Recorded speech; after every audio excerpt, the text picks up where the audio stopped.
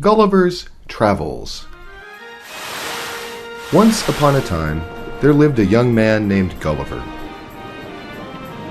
Gulliver became a doctor on ships and left England for an adventure. One day, there was a storm and the ship was swallowed up by a huge wave. Gulliver was tossed into the ocean and he swam for his life with all his might.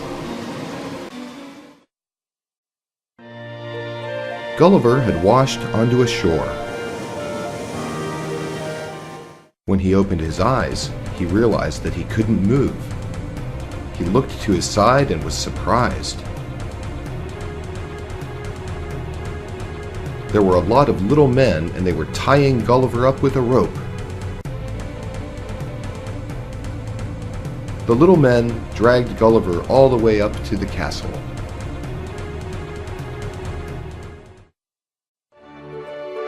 When he got to the castle, the king came to see him. Gulliver convinced the king that he meant no harm and that he was shipwrecked in the storm and found himself there. The king believed Gulliver and cut the rope off. The name of the place Gulliver found was Lilliput. Gulliver became good friends with the king and the people in no time. Whenever Gulliver walked around the toy-like city, all the tiny people would stare at him. For the tiny people, Gulliver looked like a huge giant. Within no time, Gulliver became popular and liked by all the people.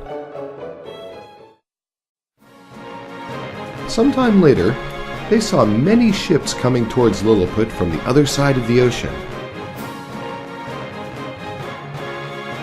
Those are ships from Blefuscu. They are coming to attack us. Lilliput and Blefuscu never got along well and were on the verge of war.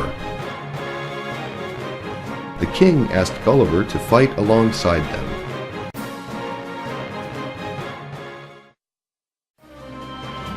Gulliver got some ropes and went into the ocean. After only a few steps, he came right up in front of the ships. Even though the ships were grand, to Gulliver they were like toy ships. He started tying the ships up together. Arrow after arrow was shot at Gulliver, but they did not hurt him at all. Ha ha! Ha, that tickles a bit. Gulliver bound all the ships with his rope and brought them back to Lilliput.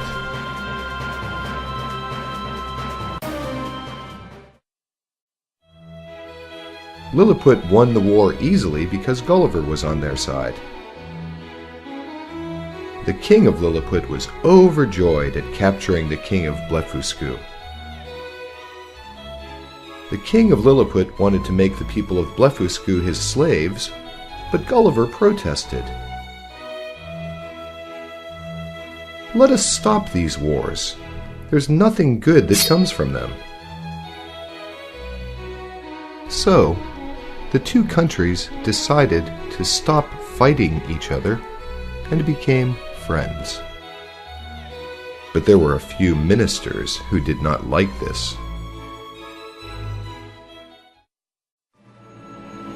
One day, the castle was on fire. The soldiers were trying to put out the fire with buckets of water, but the fire kept on burning. It seemed as though they needed a lot more water to put out the fire. At that precise moment, Gulliver needed to pee. Gulliver was forbidden to pee anywhere other than the place the king had approved of, but he thought he could put out the fire with his pee, so he started to pee on the fire. The fire was put out, and when the people started to calm down, the ministers that hated Gulliver said to the king, Not only did Gulliver stand up for the king of Blefuscu, but he has peed on the castle. Punish him. When Gulliver heard this, he thought he could not stay in Lilliput any longer and went to Blefuscu.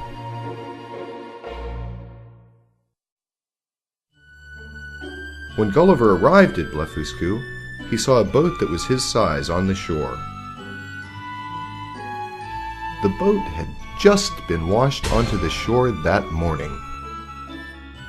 The people of Blefuscu were freed from Lilliput because of Gulliver.